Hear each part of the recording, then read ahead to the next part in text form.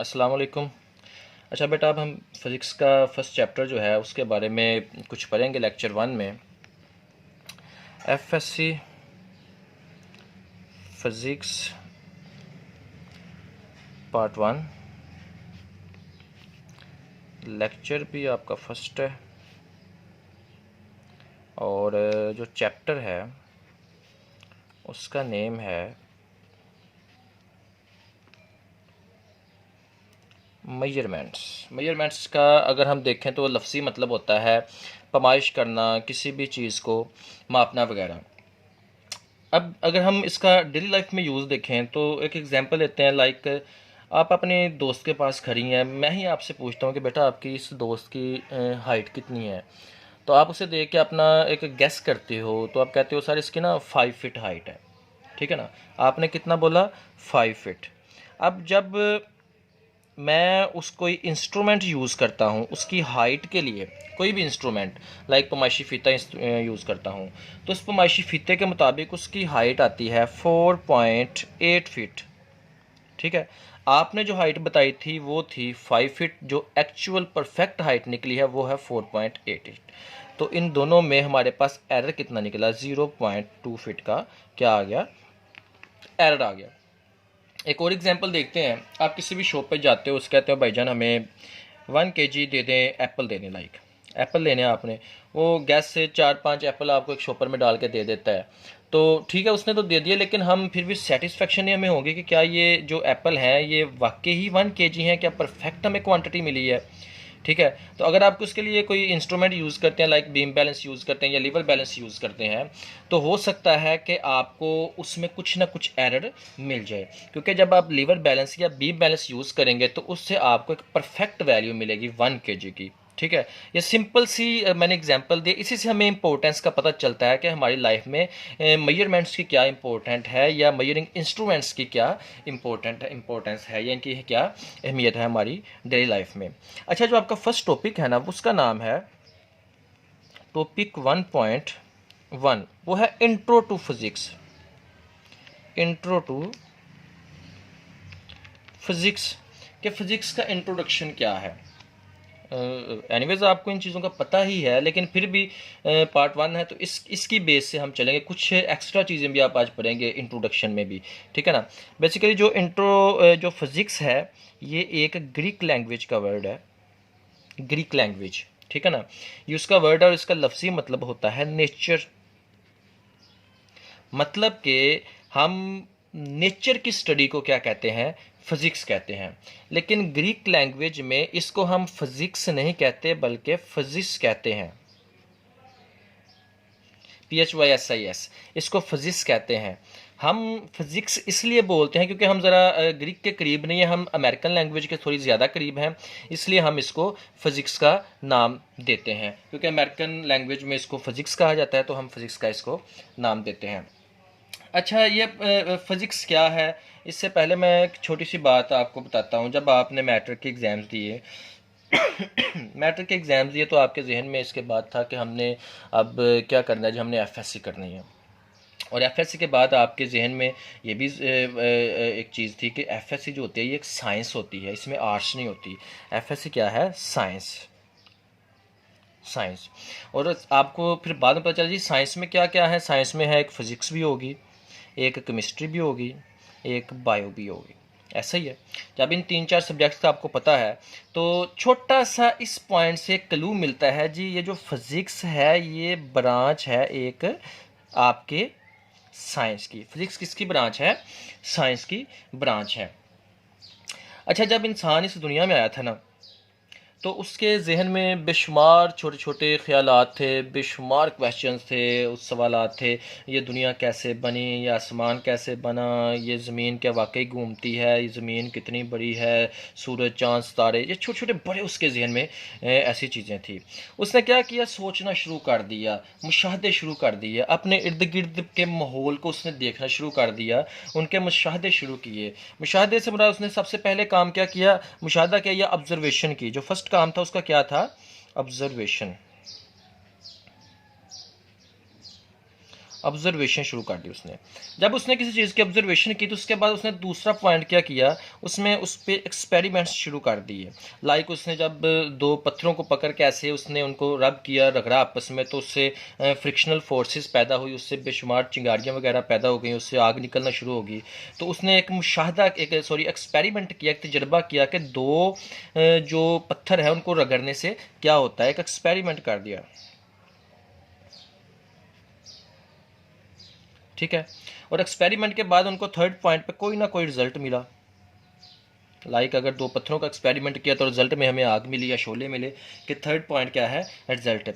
और साइंस कहते ही उसे हैं जिसमें ऑब्जर्वेशन हो, साथ उसके एक्सपेरिमेंट्स हों, साथ उसके रिजल्ट हों। जब तीन चीज़ें मिल जाती हैं तो उसको हम क्या कह देते हैं, साइंस का वर्ड दे देते हैं। Observation, the combination of observations, experiments and the result is called science. ठीक है ना, साइंस हम कहते हैं तीन चीज़ों की कम्बिनेशन को। अच्छा, फिज़िक्स को तो हम पढ़ेंगे ही पढ़ेंगे क्योंकि हमारा सब्जेक्ट ही वो है। अगर हम थोड़ा सा केमिस्ट्री को देखें छोटे छोटे पॉइंट्स में, इनमें क्या होता है, इनमें क्या होता है, तो आपकी टोटल केमिकल्स की जो स्टडी होती है वो आपकी केमिस्ट्री में आती है। ठीक है, और बायोलॉजी क्या है, तमाम लिविंग थिंग्स, जानदार चीज़ें, लिविंग थिंग्स की टोटल इन्फॉर्मेशन जो होती हैं, जो रहती हैं इस दुनिया में, उन तमाम की इन्फॉर्मेशन किस में आएगी, आपकी बायो में आएगी। बेसिकली ये हमारे सब्जेक्ट्स नहीं है तो इसमें नहीं हम डीपली जाने की ज़रूरत है। हम चलते हैं फिज़िक्स में। फिज़िक्स बेसिकली आगे क्या होती है, अगर हम 18वीं सेंचुरी तक बात करें ना, 18वीं सदी तक, तो ये आपने आई थिंक क्लास 9th में या 10th में आपने ये चीज़ पढ़ी हुई है कि अगर 18वीं सेंचुरी तक हम बात करें तो तमाम इन्फॉर्मेशन, चाहे वो फिज़िक्स के बारे में इन्फॉर्मेशन होती थी, चाहे वो केमिस्ट्री के बारे में इन्फॉर्मेशन होती थी, एस्ट्रोनॉमी की, जोलॉजी की, बॉटनी की, बायो की, किसी भी सब्जेक्ट की जो इन्फॉर्मेशन होती थी, उन तमाम इन्फॉर्मेशंस को एक ही नाम दिया जाता था और उसका नाम था नेचुरल फ़िलॉसफी।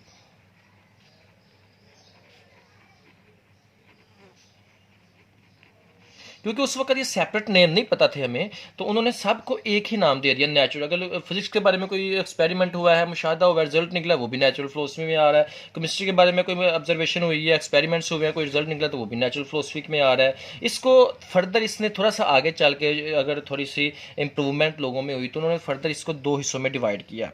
ठीक है, इसका ये भी आपने पढ़े हुए हैं पहले, एक है फिजिकल साइंसिस और दूसरा है biological sciences. Physical sciences and biological sciences. अगर फिजिकल साइंसेस में देखें तो फिजिकल साइंसेस में हमारे फिजिक्स आ जाती है, हमारी केमिस्ट्री भी आ जाती है, इसके अलावा एस्ट्रोनॉमी आ जाती है। ठीक है, और भी बेशुमार इसमें आ जाते हैं पॉइंट्स। अगर बायोलॉजिकल साइंसेस में देखें तो जोलॉजी आती है इसमें, इसके अलावा बॉटनी इसमें आ जाती है,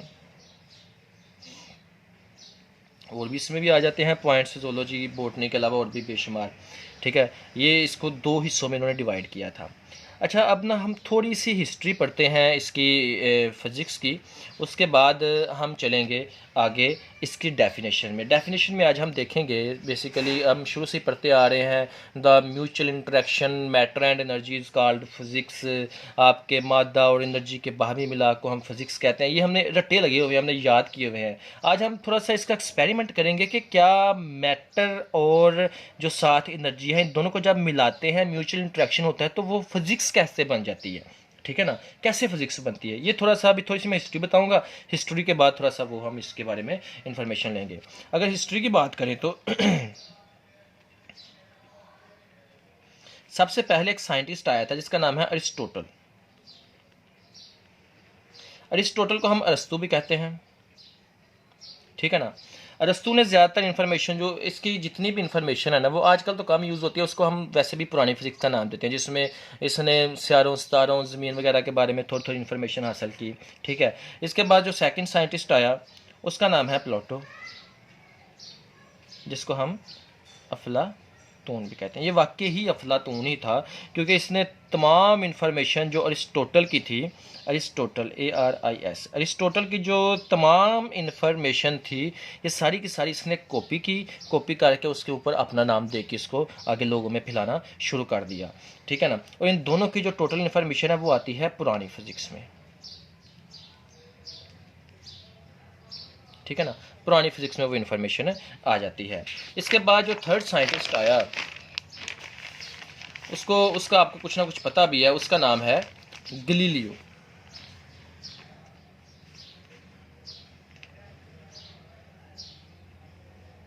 ये थर्ड पॉइंट पे आपके पास साइंटिस्ट आया, ये है गलीलियो साइंटिस्ट, ठीक है ना। इसने भी आपकी इसकी सबसे बड़ी जो मेहनत थी ना, इसका जो सबसे बड़ा कारनामा था वो था इसका मैकेनिक्स के बारे में। जो थर्ड साइंटिस्ट है आपका गलीलियो, 17वीं सेंचुरी पे आपके पास एक साइंटिस्ट आ गया जिसका आपको पता है, उसका नाम है न्यूटन। ये 17वीं सेंचुरी के लगभग थोड़ा सा पहले या बाद में आया था। अब न्यूटन ने बेशुमार इजादात की हैं, जिसमें लॉ ऑफ मोशन है, लॉ ऑफ इक्वेशंस हैं, इसके अलावा इसने ग्रेविटी का 2-3 मैं लिख देता हूँ। लॉ ऑफ मोशन, 3 इक्वेशंस आपने पढ़ी हुई हैं, ग्रेविटी है, इसके अलावा और भी बेशुमार इसके कारनामे हैं आपकी फिजिक्स की फील्ड में। जो पॉइंट 5 पे साइंटिस्ट आया ना, इसने आते ही एक समझ लें कि इनकलाब बर्पा कर दिया फिजिक्स की दुनिया में, जिसका नाम है आइंस्टाइन।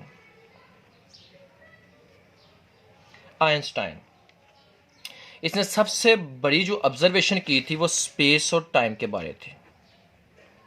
स्पेस टाइम, ठीक है ना, स्पेस टाइम। और स्पेस टाइम के अलावा जो एक चीज़ आपने पढ़ी हुई है, आइंस्टाइन की इक्वेशन है E is equal to mc²। ये भी आपने इक्वेशन आपने 9th क्लास में पढ़ी है। E इज इक्वल टू, इसको कहते भी आइंस्टाइन इक्वेशन ही हैं, E is equal to mc²। अच्छा, E is equal to mc² जो है ना, ये बेसिकली फिजिक्स की डेफिनेशन ही है। अगर हम इसे गौर से देखें ना, डेफिनेशन ऑफ फिजिक्स ही है ये। वो कैसे? अगर हम E को देखते हैं तो वो है एनर्जी, और अगर हम M को देखते हैं तो ये क्या है? मैटर, ठीक है। और जब दोनों का म्यूचुअल इंटरेक्शन होता है तो वो क्या बन जाता है? म्यूचुअल इंटरेक्शन, तो वो क्या बनती है? फिजिक्स बन जाती है। इन दोनों का म्यूचुअल इंटरेक्शन के बाद क्या बन जाती है? फिजिक्स बन जाती है। अच्छा, हम वही हिस्ट्री के बाद अब मैं थोड़ा सा आपको ना इसकी डेफिनेशन के बारे में ओवरव्यू देता हूँ कि बेसिकली डेफिनेशन हमारे पास बनी की है। अब पहले सबसे हम देखते हैं इसको, आपके मैटर को, कि मैटर क्या है। अगर सिंपल इस अल्फाज में इसकी डेफिनेशन देखी जाए तो हम कह सकते हैं anything which can occupy space is called matter. अब मैटर में आपके पास सॉलिड भी हैं, इसके बाद लिक्विड भी, गैसेस भी हैं, ये सारी चीज़ें आपको पता है। और इसके अलावा प्लाज्मा भी आपने पढ़ा हुआ है। अब डेली लाइफ की बात करें तो आपको डेली लाइफ में सॉलिड भी बेशुमार मिलते हैं, लिक्विड पानी की शेप में मिलते हैं, गैसेस भी हवा वगैरह की शेप में मिलती हैं, प्लाज्मा सितारों सूरज वगैरह में इसके हमें आसार नज़र आते हैं। अब मैटर के अलावा दूसरा पॉइंट है एनर्जी। एनर्जी, अगर एनर्जी के बारे में देखें तो हम कहते हैं ability to do a work.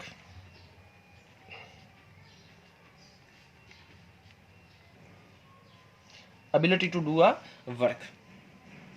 Definition में हम क्या कहते हैं कि मैटर और एनर्जी दोनों को जब इकट्ठा कर दें तो क्या बने? वो आपकी फिजिक्स बन जाए। उसके लिए एक मैं छोटी सी आपको एग्जांपल देता हूँ कि ये एक बाल पॉइंट पड़ी हुई है मेरे पास, ठीक है। बाल पॉइंट को मैं दूसरी बाल पॉइंट के साथ इसके ऊपर मैं फोर्स लगा रहा हूँ, तो फोर्स लगने से ये बॉडी कुछ ना कुछ मूवमेंट कर रही है। अब देखने वाला तो यही कहेगा कि इस बॉडी ने फासला कवर किया या मूवमेंट की या इसने एक जगह से दूसरी जगह पोजीशन ले गई। लेकिन अकॉर्डिंग टू फिजिक्स अगर हम वर्ड यूज़ करें तो वो डिस्प्लेसमेंट का वर्ड होता है। हम ये कहेंगे, हम कुछ नहीं बात करेंगे, हम सिर्फ ये कहेंगे बॉडी ने डिस्प्लेसमेंट कवर किया। अब जो उस बाल पॉइंट के ऊपर, इस बाल पॉइंट के ऊपर जो मैंने फोर्स लगाई वो एक एनर्जी की शेप में है, और ये जो बाल पॉइंट है ये बेसिकली एक मैटर है। जब एनर्जी और मैटर दोनों का म्यूचुअल इंटरेक्शन हुआ तो क्या बन गया? डिस्प्लेसमेंट। डिस्प्लेसमेंट, और डिस्प्लेसमेंट एक फिजिक्स ही है। मतलब फिजिक्स की एक ब्रांच हो गई या फिजिक्स का एक टर्म हो गई या फिजिक्स है, तो ये बेसिकली फिजिक्स ही है। मतलब हमें मादा और एनर्जी दोनों के म्यूचुअल इंट्रैक्शन से फिजिक्स ही मिलती है। एक छोटी सी और मैं बेटा आपको एग्जांपल बताता हूँ और उसके बाद ये इंट्रोडक्शन हम एंड करते हैं, ठीक है ना। सन, सूरज है, उससे आपको पता है बेशुमार रेज आती हैं नीचे की तरफ। नीचे एक सोलर पैनल लगा हुआ है, सोलर पैनल है, ठीक है। ये जो ये सोलर पैनल है ये मैटर है। मैटर के बाद इसमें एटम्स भी होते हैं, और इलेक्ट्रॉन्स भी होंगे लाजमी तौर पे, ठीक है ना। अब सन की जो एनर्जी आनी है वो आनी है इस सोलर पैनल के ऊपर। अब सोलर पैनल है मेटल, ऊपर से आ रही है एनर्जी, मैटर और एनर्जी। अब देखना, ऊपर से आ रही है एनर्जी, नीचे है मैटर, मैटर में है एटम्स, एटम्स में है इलेक्ट्रॉन। जब इलेक्ट्रॉन्स गर्म होंगे तो वो क्या करेंगे, मूवमेंट करना शुरू कर देंगे, वो मूव होंगे, ठीक है। और जब भी इलेक्ट्रॉन्स मूव होते हैं तो क्या पैदा होता है, इलेक्ट्रिसिटी, ठीक है। अब सूरज की जो शुआएं थी वो नीचे आई एज अ हीट, ऊपर से एनर्जी मिली मैटर को, मैटर में जो इलेक्ट्रॉन्स थे वो मूव हुए, मूव होने के बाद उन्होंने क्या पैदा कर दिया, इलेक्ट्रिसिटी। और इलेक्ट्रिसिटी क्या है, ये भी एक टर्म है किसकी, फिजिक्स की। इलेक्ट्रिसिटी भी एक टर्म है बेटा फिजिक्स की। तो यहाँ तक एक चीज़ तो आपने नोट की कि आज तक हम यही चीज़ें देख रहे थे कि मैटर और एनर्जी का बाहमी इतलाक हो तो फिजिक्स पैदा होती है, ठीक है ना। तो आज हमने वो एक्सपेरिमेंट करके देखा है कि जब आपका मैटर और एनर्जी दोनों वाकई ही आपस में मिलते हैं तो एक फिजिक्स की ही टर्म हमें मिलती है। लाइक हमने ये एक वो बॉल पॉइंट वाली एग्जांपल देखी कि डिस्प्लेसमेंट मिला, एक ये हमने सन वाली सोलर पैनल वाली एग्जांपल देखी कि इलेक्ट्रिसिटी मिली, कि जब हमें ऊपर से हीट मिली नीचे वो एज आ एनर्जी यूज़ कर रहे हैं, नीचे है मैटर, ठीक है, solar panel as a matter use करें। जब दोनों का आपस में इतलाक हुआ, दोनों आपस में मिले तो क्या हुआ, इलेक्ट्रिसिटी पैदा हुई, क्योंकि इलेक्ट्रॉन्स मूव हुए हैं और मूव होने की वजह से इलेक्ट्रिसिटी पैदा हुई। और इलेक्ट्रिसिटी को फिजिक्स कह लें या टर्म ऑफ फिजिक्स कह लें या ब्रांच ऑफ फिजिक्स कह लें, ये एक चीज़ ही है। तो बेटा अब छोटी सी बात आपको बताऊं कि ये फर्स्ट लेक्चर था आपका इंट्रोडक्शन का, इसको एक तो अच्छे तरीके से आपने सुनना है और दूसरी बात यह कि इसको आपने नोट करना है। आपको डेली का लेक्चर मिलता जाएगा, आपको चाहे मैं डिलीवर करूं या कोई और टीचर डिलीवर करे, लेकिन आपको एक तरतीब से लेक्चर मिलेंगे फिजिक्स के। आपने डेली का लेक्चर सुन के एक बार सुनना, 2 बार सुनना, 3 बार सुनेंगे, आपको एक चीज़ समझ आ जाएगी, कोई मुश्किल वर्डिंग यूज़ नहीं हो रही। सुन के उसको एक अलहदा रजिस्टर पर नोट लाजमी करें, क्योंकि अभी छुट्टियों का बेटा अभी कोई पता नहीं, 1 माह रहती हैं, 2 माह रहती हैं, 3 माह, क्योंकि 15 अगस्त का भी सुनने में आ रहा है कि 15, तो उसके लिए अभी कम से कम फिर 3.5 माह या 2.5-3 माह बनते हैं, ठीक है ना। तो आप अपना टाइम वेस्ट ना करें, लेक्चर अपना नोट करें और नोट करके बाद इसको तैयारी करें, ठीक है जी, अल्लाह हाफ़िज़।